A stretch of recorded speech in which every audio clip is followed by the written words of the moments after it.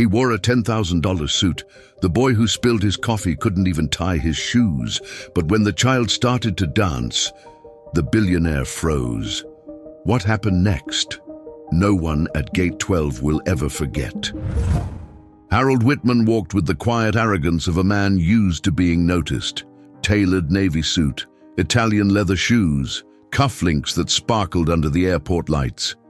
It was 7:42 a.m., and like every Thursday, Harold expected perfection. His driver had dropped him off at Terminal D with his espresso order in hand and his favorite seat in the corner of Gate 12's cafe waiting. But this morning, something was off.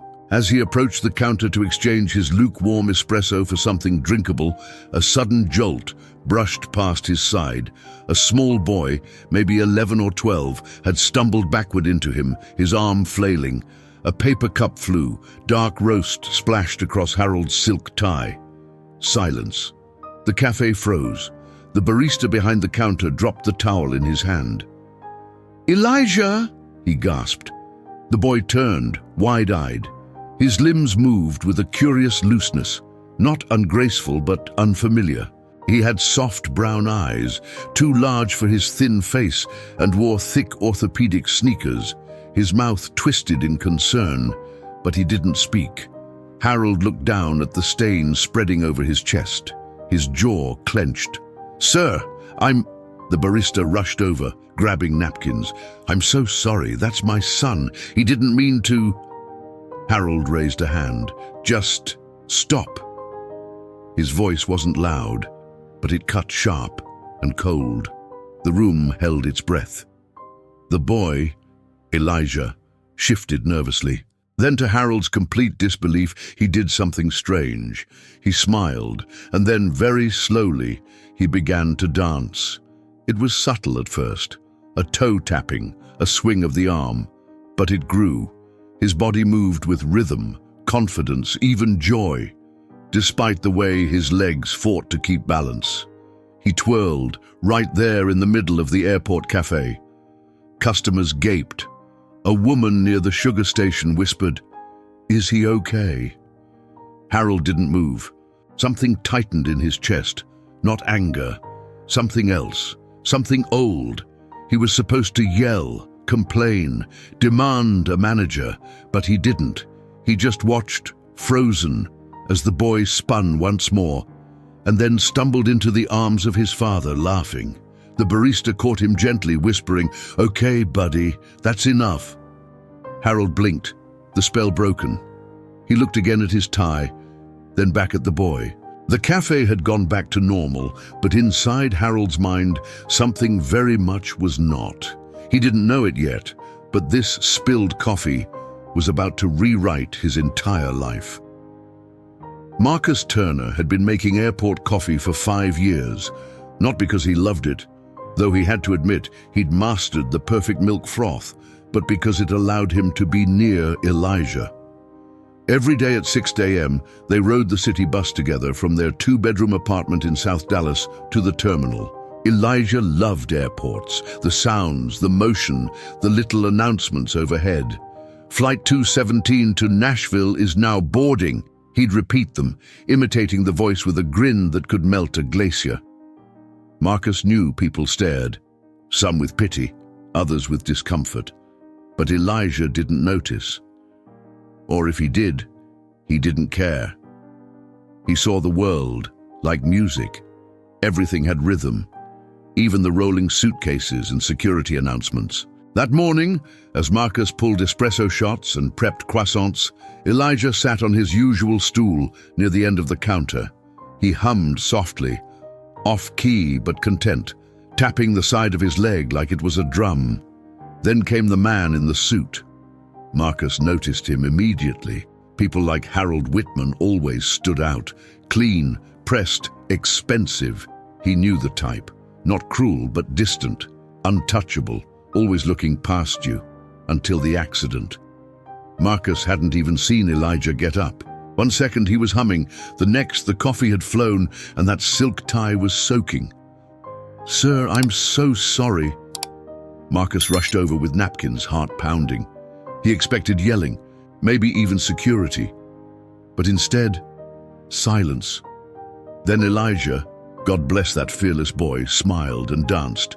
It wasn't unusual. Elijah danced when he was nervous, or happy, or confused. Movement helped him find calm, but in front of a man like that, in a public cafe? Marcus's first instinct was panic, but then he saw Harold watching, not with disgust, not even with annoyance, with something else, a flicker of memory maybe, a shadow of something lost. Later, Marcus would remember that look, the way Harold's jaw slackened, the tight grip on his suitcase handle loosening.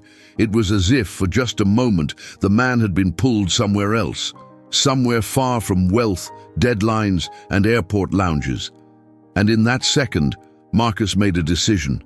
He wouldn't apologize anymore. Not for Elijah, not for who they were.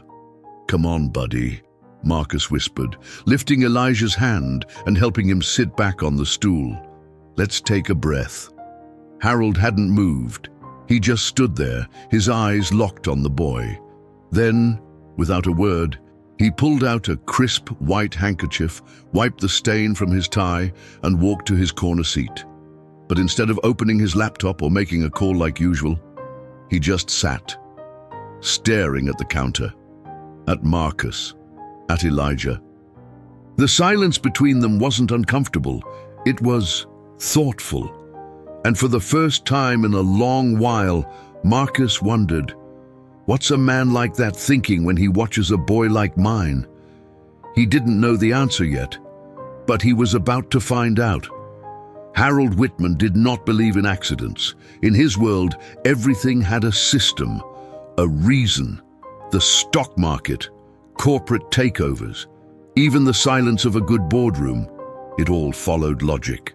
And yet, as he sat at the corner table of Gate 12's modest cafe, staring into a now coffee-stained tie, he felt something he hadn't felt in years, disoriented. This place was never supposed to be more than a pit stop. He flew out of this airport every Thursday to New York, where deals were made over rare scotch and views of the skyline. His assistant booked the same flight, same seat, same espresso, ritual. But now the espresso was on his shirt, and a boy who danced without rhythm had disrupted everything. Harold picked up his phone, checked his emails. There were 36 unread. He opened one, something about a merger, then closed it. He looked back toward the counter. The barista, Marcus, was helping the boy count sugar packets. 1, 2, no, not that one, that's salt. Elijah laughed with his whole body. His limbs flailed a bit, but it was genuine, loud, joyful. Harold hadn't heard laughter like that in years. He took a long breath and leaned back in his chair, his eyes drifting. His ritual used to involve someone else, a little boy once, with big blue eyes and a stuffed raccoon named Marvin. His name was Ryan. Harold tried not to think about him anymore. Too much had happened, too fast. Hospitals, machines, apologies that came too late. But now, this strange airport cafe, this coffee on his tie, this boy dancing with unsteady legs, it pulled something raw to the surface. He didn't even notice Marcus walking over until he heard, "Would you like a fresh cup, sir? On the house." Harold blinked. "No, that's not necessary. I insist. My son didn't mean to startle you, he just gets excited." Harold hesitated. "He's different." Marcus nodded, no shame in his tone. "Yeah, he is. Name's Elijah. He's 12. Loves music. Hates elevators." Harold cracked the faintest smile. "And dancing." "Oh," Marcus grinned. "Dancing's how he tells the world he's happy." There was a pause. Harold studied the man. Strong hands, tired eyes, the kind of tired that doesn't come from work, but from carrying something precious and heavy. He accepted the new coffee. "Thank you." Marcus nodded and turned to leave, but Harold stopped him. Do you dance with him?" The question surprised even Harold. Marcus chuckled. "Every chance I get, even if it makes people stare." Harold lowered his gaze. "People always stare." "Let them," Marcus said, with a calm that came from surviving things Harold couldn't imagine. "We've got nothing to hide." And with that, he returned to the counter, leaving Harold alone with his coffee, his memories, and a question growing louder in his chest. Why does this feel like the most important conversation I've had in years? It began with a hum, soft, barely there, a melody only Elijah seemed to recognize. He was sitting on the stool again, legs swinging, eyes scanning the terminal like a conductor waiting for his orchestra. Then, without warning, he slid off the seat and stepped into the open space beside the pastry case. At first, it looked like he was just stretching, but then his arms lifted, his feet shuffled, and his body moved to a rhythm that no one else could hear. Marcus turned from the espresso machine. "Elijah," he said gently. Too late. The boy was already spinning, not gracefully, not perfectly, but beautifully. Customers glanced up, confused. Some smiled, others frowned, unsure if they should be watching. But Elijah didn't care. He was dancing, his right leg dragged slightly behind the left, a limp that gave him a signature sway. His fingers curled awkwardly, but moved with intention. He lifted his arms like wings and turned in a slow, wobbly circle. Then another, and another.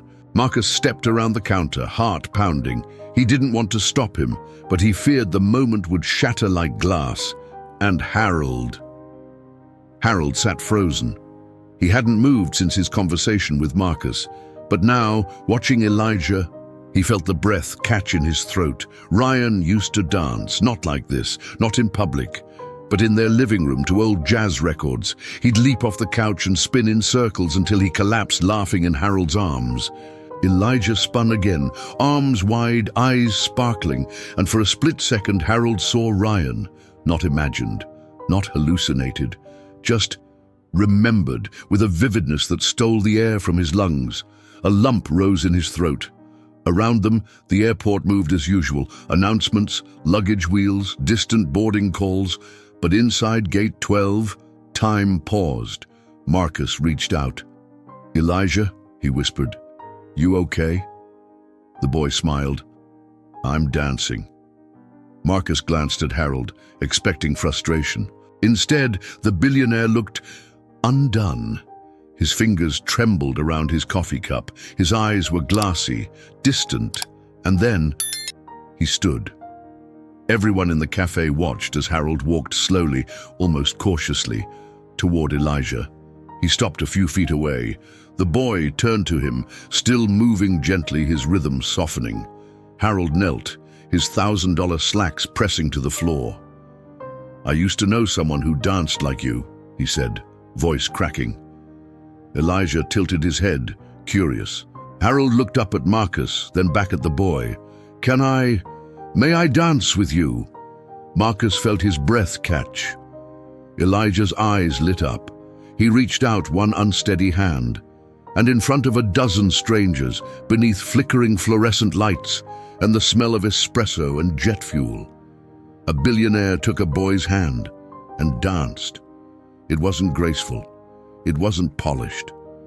But it was real. And it broke something open in Harold's chest, a dam of grief, guilt, and longing that had sat untouched for too long.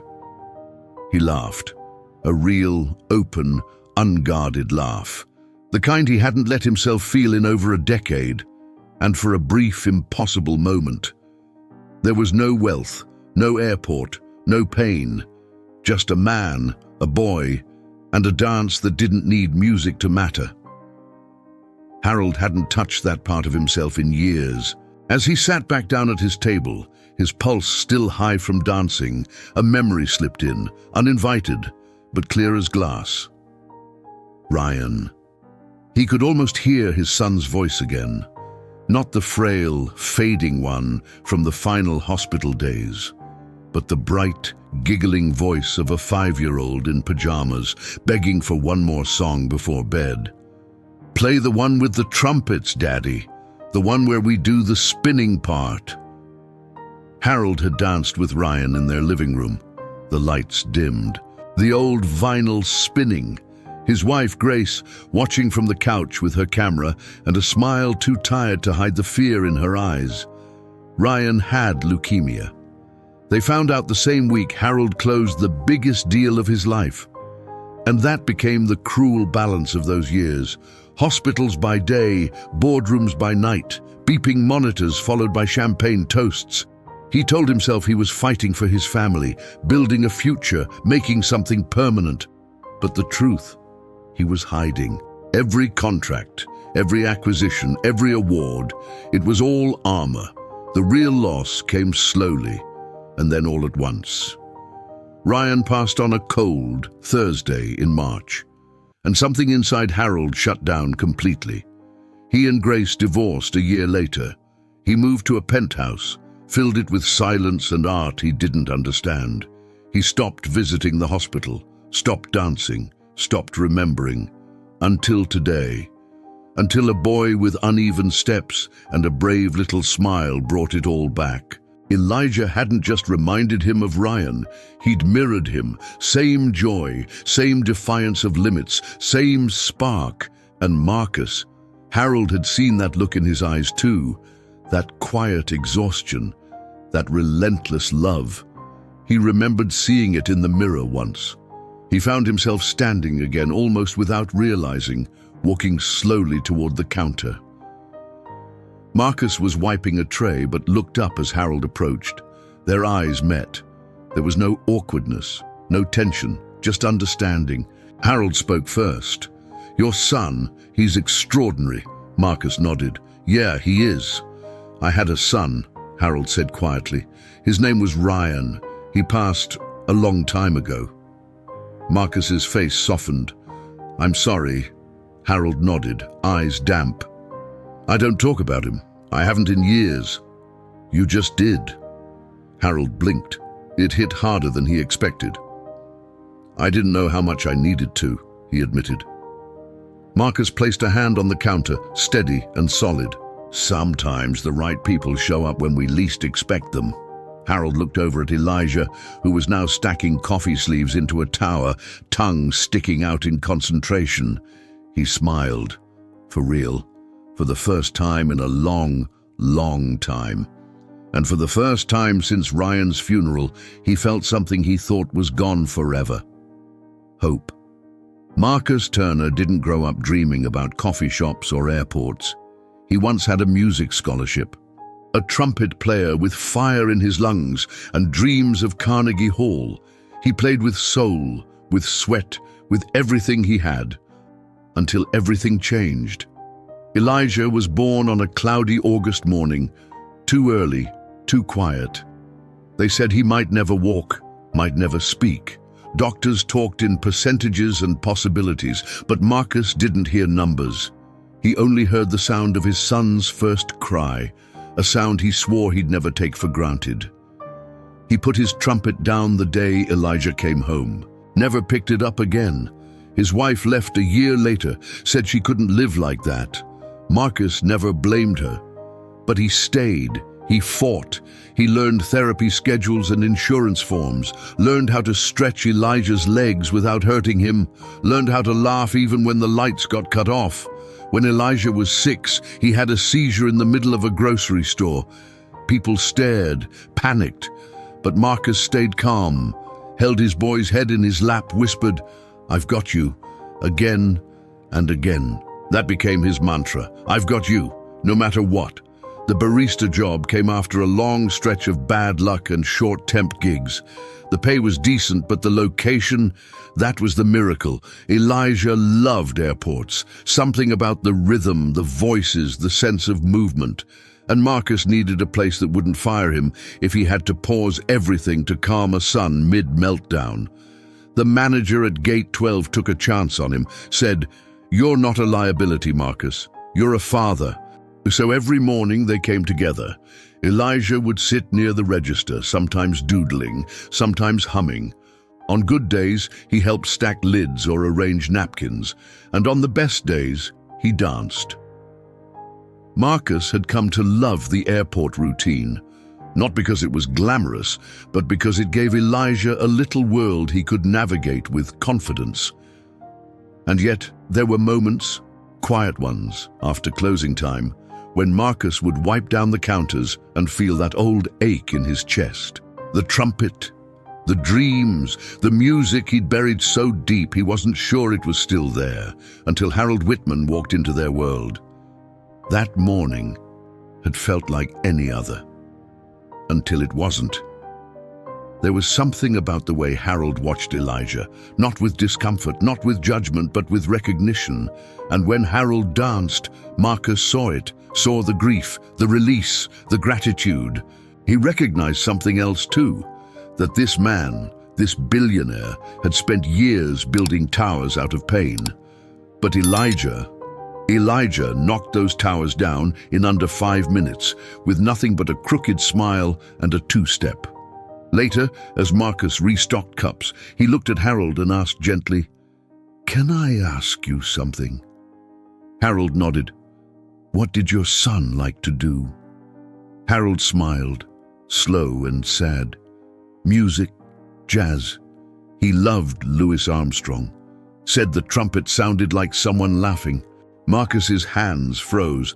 He hadn't heard that name in years. "Yeah," Marcus whispered, "it does."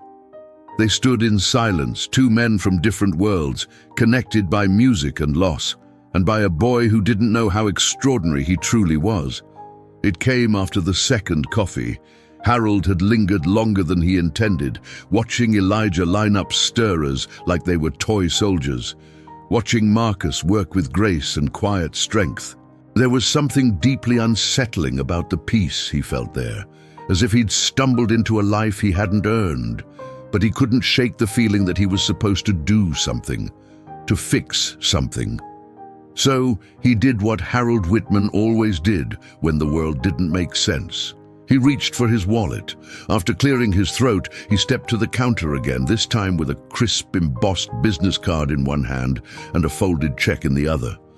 Marcus looked up, brow raised. Harold hesitated, then laid them both down gently. "I'd like to help," he said. Marcus didn't move. "I have a foundation," Harold continued. "We support families with special needs, access to therapy, equipment, education, and this," he nodded to the check, "this is personal, a thank you. For today." Marcus stared at the check but didn't touch it. The cafe had gone quiet again, just the soft buzz of a vending machine and the hum of fluorescent lights overhead. "What made you think I need help?" Marcus asked softly. Harold shifted. "It's not about need, it's about recognition. Your son, he reminded me of mine. I want to give back." Marcus exhaled, slow. "You don't know us." "I'd like to," Harold said. A pause. Then Marcus pushed the check back across the counter with a calm firmness. "No." Harold blinked. "Excuse me." Marcus looked him in the eye. "I appreciate the gesture, but we're not a charity." "It's not charity," Harold said, voice low, a hint of edge now. "It's gratitude." Marcus didn't flinch. "Then say thank you. Don't try to buy something you don't understand." Harold stood still, stunned. He wasn't used to no, not from boardrooms, not from politicians, not from anyone. But this man, this barista in a worn apron, had just shut him down like a CEO with nothing to prove. Marcus continued, his voice softer now. "You think writing a check makes up for what you lost? I get it. Really? But you can't pay your way out of grief." Harold swallowed hard. "That's not what I'm trying to do." "Then stay," Marcus said. "Talk to him. Talk to me. Be here, not with your money, with your heart." And that's when it hit Harold. This wasn't about generosity. It was about connection. He looked past Marcus, where Elijah was now pretending to conduct an invisible orchestra, baton in hand, eyes alive. Harold slowly picked up the check, folded it, and placed it back in his pocket. Then quietly he said, "Okay. I've got a layover," he added. "Guess I can afford to miss a meeting or two." Marcus smiled. "Then let's sit and talk and let the boy lead the way." The announcement came over the speaker just as Harold sat down again. Flight 194 to LaGuardia is experiencing a delay due to weather in New York. Estimated departure, 2 hours. He stared at the screen. The red letters blinked like a warning. But instead of groaning or calling his assistant, Harold leaned back and smiled. Maybe this was meant to be. Marcus slid into the seat across from him, a tray with 2 lemon muffins between them. "On the house," he said. Harold chuckled. "You're really not letting me pay for anything, are you?" "Nope," Marcus replied. "You've paid enough in life already." They sat for a moment in silence, the kind that wasn't awkward, just full. Elijah wandered over a minute later, dragging a little toy plane behind him by a string. He placed it gently on the table and said, "This one's going to the moon." Harold looked at the plastic toy, then at the boy's eager expression. "May I come?" he asked. Elijah nodded. "You gotta dance to get there." Marcus raised an eyebrow, grinning. "Better get moving then." So Harold stood, glanced around the terminal like a man about to do something foolish, then started to shuffle. 1 step, 2. A little twirl, clumsy but committed. Elijah clapped. "Good, you can come." Harold bowed, laughing. It felt ridiculous and wonderful. They spent the next hour like that, talking, listening, playing. Marcus told stories about Elijah's early struggles, how he couldn't speak until he was 6, how therapists said he'd never walk. But Elijah had a will stronger than statistics. He fought for every step, every sound, every small victory. And Harold? He opened up in ways he hadn't in years. He spoke about Ryan, the hospital nights, the guilt that money couldn't erase. "I kept thinking, if I just worked harder, earned more, I could fix it," he said quietly. "But I missed too much, and then it was gone." Marcus nodded slowly. "We all try to fix things with what we know. You knew success, but this..." He pointed to Elijah, now drawing clouds on a napkin. "This is something you can't buy your way into. You just have to show up." Harold looked at the boy. "That's the hard part." "No," Marcus replied, "that's the beautiful part." As time passed, something began to shift in Harold. The suits, the deals, the image. It all felt so small compared to the universe unfolding at Gate 12. He watched Elijah laugh at a silly joke, watched Marcus patiently help him fold a paper airplane, and he realized he hadn't felt this kind of peace since holding his son's hand all those years ago beneath a hospital blanket that was far too thin. The loudspeaker buzzed again. "Flight 194 to LaGuardia now boarding at Gate 12. Harold looked at the screen, then at Elijah, then at Marcus. He didn't move. Instead, he picked up the toy plane, held it high, and said, "I think I'll wait for the next flight." It was nearly noon when Harold asked the question. They had been sitting together for over an hour now, sharing stories, laughter, and quiet stares at the people rushing past. Families, businessmen, solo travelers, all heading somewhere. But Harold had already arrived. He turned to Elijah and asked gently, "What do you love the most in the world?" Elijah blinked, thought for a second, then said, "Sounds, the ones that dance." Marcus leaned in. "He means music." Harold smiled. "Me too." Then Elijah added, "But not with headphones. I like real sounds, like the kind you feel in your feet." Harold's eyes flicked to the corner of the terminal where, just beyond security, a baby grand piano stood. One of those public ones, often ignored, sometimes adored. He stood. "Wait here," he said. Marcus watched as Harold walked with purpose to the piano. He spoke briefly to a nearby staff member, showed an ID, signed something, then sat down. The notes that followed weren't perfect. In fact, the opening chords were clumsy, hesitant. But then, like a memory returning, Harold found the rhythm. A jazz standard, old, warm, familiar. What a wonderful world. The same song he used to play on a Bluetooth speaker in Ryan's room while they danced. Elijah froze, his head snapping toward the sound. His mouth opened slightly. "That's it," he said. "That's the song." And before Marcus could stop him, Elijah was on his feet, moving. He danced. There, right in the middle of Gate 12, in front of dozens of onlookers and the staff behind the counter, his limbs loose, imperfect, determined, he danced like it was the only thing keeping the world together. And Harold played with tears in his eyes. The song built, soft and slow, like a heartbeat rediscovering its tempo. A woman nearby started recording. A couple clapped softly. A toddler crawled toward the music. Something rare was happening. When the last note rang out, Harold didn't move. Elijah stood still, breathing heavy but smiling. Then Harold said something no one expected. "I want to start a foundation, in your name." Marcus blinked. "What?" "Elijah's name," Harold said, standing, voice steady now. "A music program for kids with disabilities. We'll put pianos in every terminal if we have to. And I want you," he turned to Marcus, "to run it." Marcus opened his mouth, but no sound came out. "I can't give you back your old life," Harold said, voice full of emotion, "but I can offer you a new one." Marcus looked at his son, at the joy, the glow on his face, then back at Harold. And for the first time in years, he felt something more powerful than fear, possibility. The gate agent made the final boarding call for Flight 194. People began lining up, juggling bags, boarding passes, coffee cups. But Harold Whitman didn't move. He sat at the edge of the piano bench, one hand resting on the smooth black wood, watching Elijah spin slowly in the echo of the last note. The boy looked lighter now, like music had lifted the weight from his limbs.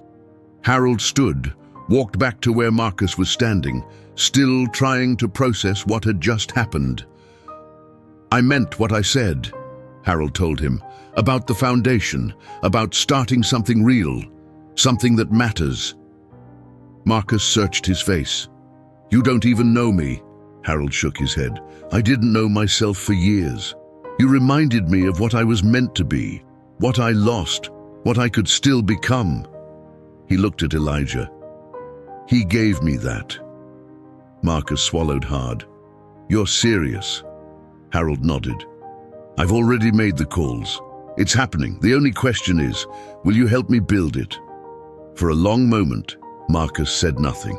Then he reached into his back pocket, pulled out an old photograph. It was a younger Marcus, trumpet in hand, eyes full of fire. He handed it to Harold. "If we do this, we do it with music. Not just money. Kids like Elijah need to feel it, in their bones." Harold looked down at the photo. Agreed. Just then, Elijah ran up, tugged on Harold's coat. "You're not leaving, are you?" Harold knelt beside him. "I was supposed to, but I think I've got a new destination." Elijah grinned. "Is it the moon?" "Maybe," Harold whispered. "Or maybe just somewhere with a better view." They walked together toward the windows, where planes glided slowly across the tarmac. For the first time in years, Harold wasn't in a rush. He turned to Marcus one last time. "I'll be back next week. Let's meet again here. I'll bring papers, you bring a trumpet." Marcus nodded. "You've got yourself a deal." As the plane pulled away from the gate behind them, Harold stood beside a father and son, not as a billionaire, not as a broken man, but as someone starting over. Someone who had finally stopped running. Sometimes the most extraordinary moments happen in the most ordinary places, like an airport cafe, where a spilled coffee and a child's dance can heal years of silence. Harold arrived that morning with nothing but a schedule, and left with something he thought he'd lost forever: purpose. Elijah didn't need to be fixed, he just needed to be seen. And Marcus, he reminded us that fatherhood isn't about perfection, it's about presence.